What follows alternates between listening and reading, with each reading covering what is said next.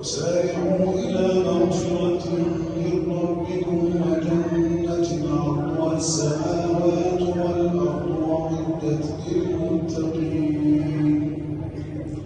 الذين ينفقون في السراء والضراء والكاظمين الغيظ والعافين عن الناس والله يحب المحسنين والذين إذا فعلوا فاحشة أو ظلموا أنفسهم ذكروا الله فاستغفروا لذنوبهم ومن يغفر الذنوب إلا الله ولم يصروا على ما فعلوا وهم يعلمون أولئك جزاؤهم مغفرة من ربهم وجنات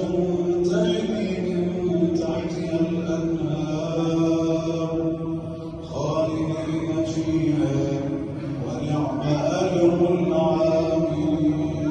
العاملين قد خلت من قبلكم سنن فسيروا في الأرض فانظروا كيف كان عاقبة المكذبين هذا بيان للناس وهدى وموعظة للمتقين ولا تهنوا ولا تحزنوا وأنتم الأعلون إن كنتم مؤمنين إن يمسسكم قرح فقد مس القوم قرح مثله وتلك الأيام نداولها بين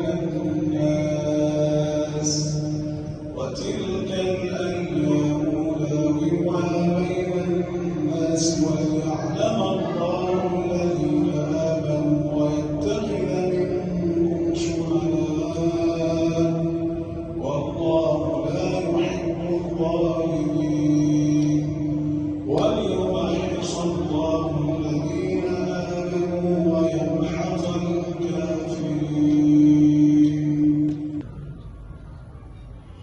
أم حسبتم أن تدخلوا الجنة ولما يعلم الله الذين جاهدوا منكم ويعلم الصابرين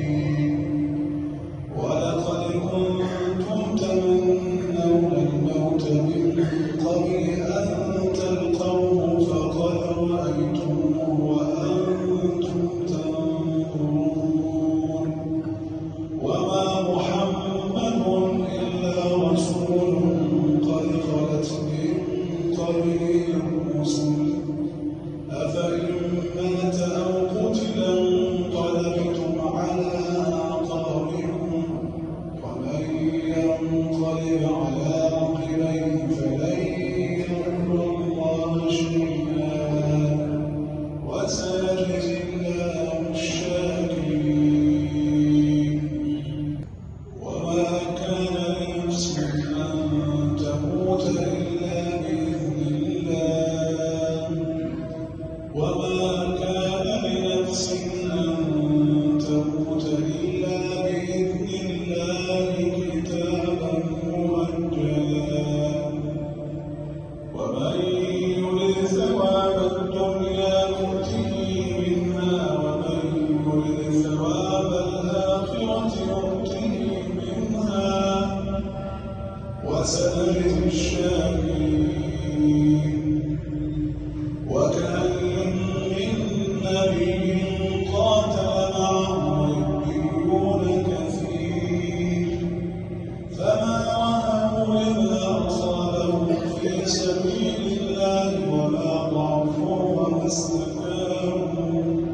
والله يحب الصابرين وما كان قولهم إلا أن قالوا ربنا اغفر لنا ذنوبنا وإسرافنا في أمرنا وثبت أقدامنا وانصرنا أقدامنا وانصرنا على القوم الكافرين فآتاهم الله ثواب الدنيا وحسن ثواب الآخرة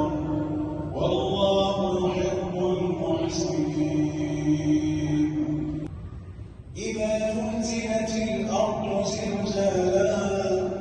وأخرجت الأرض أثقالها وقال الإنسان ما لها يومئذ تحدث أخبارها بأن ربك أوحى لها يومئذ يصدر الناس أشتاتا